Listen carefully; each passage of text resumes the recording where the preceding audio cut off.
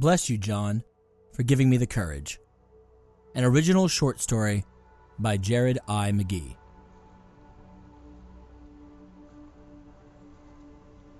She's not a girl who misses much. She's well acquainted with the touch of the velvet hand like a lizard on a window pane. The man in the crowd with the multicolored mirrors on his hobnail boots. Lying with his eyes while his hands are busy working overtime. John Lennon and the Beatles. I hadn't always wondered what it would be like. Suicide, that is. But lately, the thought of it became all-consuming. Throughout the day, I would daydream of what it might be like not to exist. To be nothing. Clearly, that was an exercise in futility, but good God did I try. In the mornings, I was more focused on the drudgery that my day would inevitably bring, so I did not get too philosophical. The mornings were more for contemplating the how of ending my life.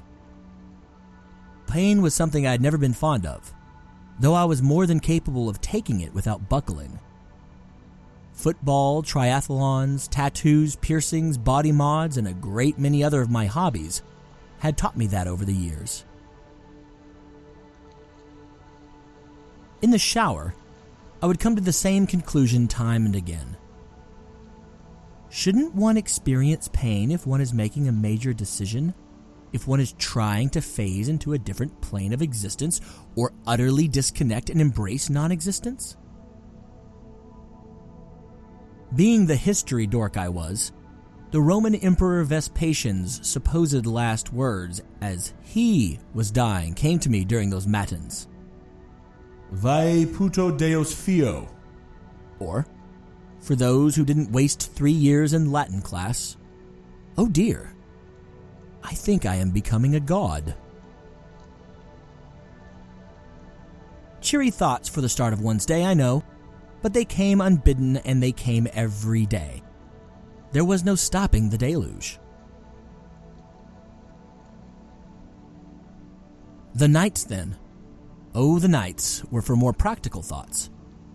Whether it be during my Spartan dinners, my reading time, my hours upon hours of take-home work from one of my 2 jobs, or as I was lying in bed trying my best to rattle my insomnia to the point that it would back down and allow me to pass into a pain-free state of temporary quasi-non-existence, the practical side of suicide came to me. In particular, thoughts of guns came to me.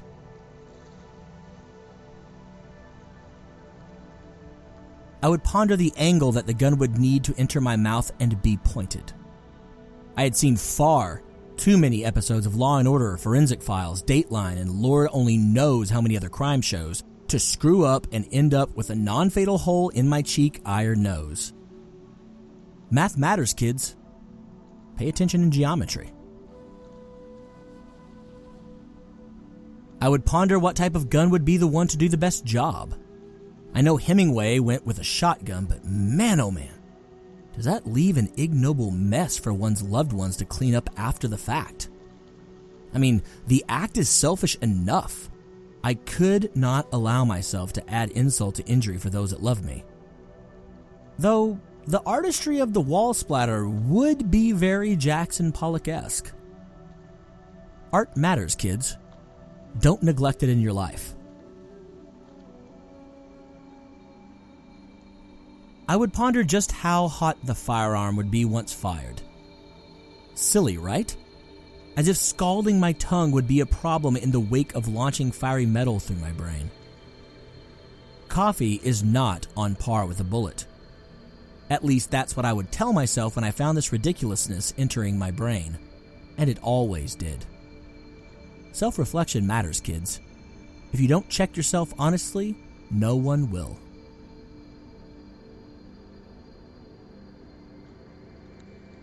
Oddly enough, I really focused on what it would feel like to have a barrel of a gun in my mouth more than anything at all.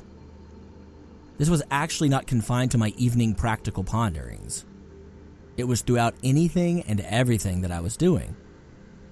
I would make little finger guns to test those aforementioned angles.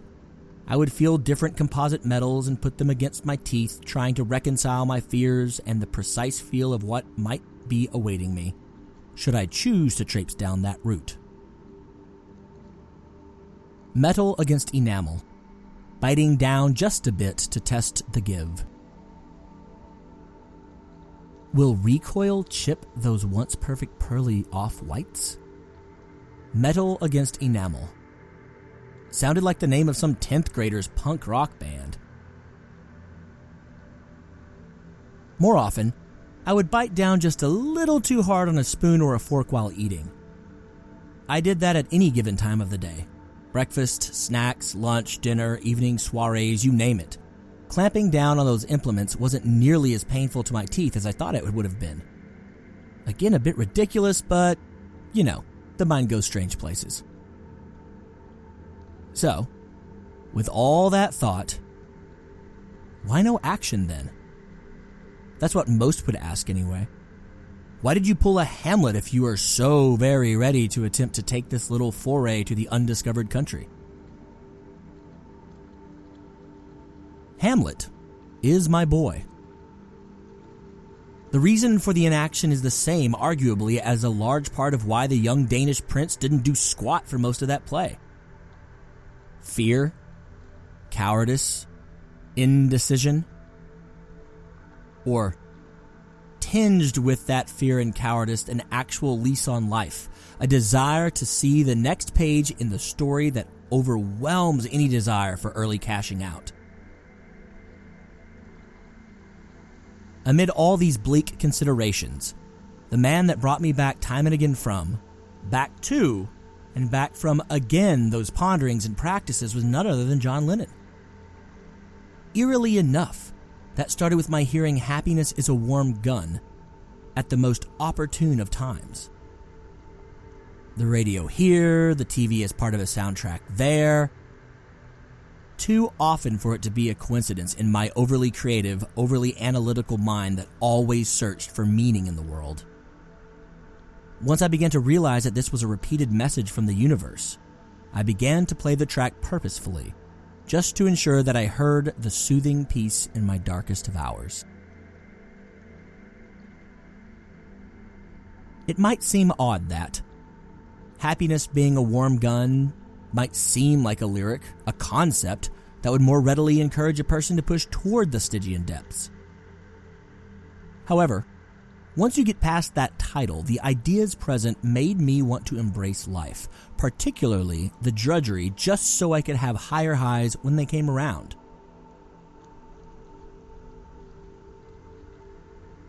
I still wonder daily what it feels like to become a god. I still put metal between my teeth as a type of exercise in exploring preponderance of self. I still grasp, unsuccessfully, at experiencing non-existence. But I do so with an eye toward the next flight I'll take to an exotic locale, toward the next woman who'll choose to share my bed, toward color and vitality and growth and green and family and love and art and good coffee and music and life and existence.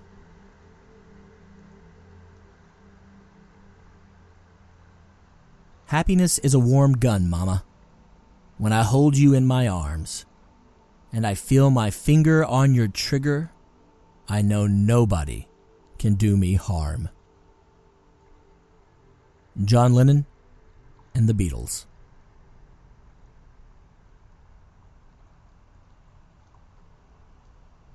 Thank you for listening to Bless You, John, for giving me the courage.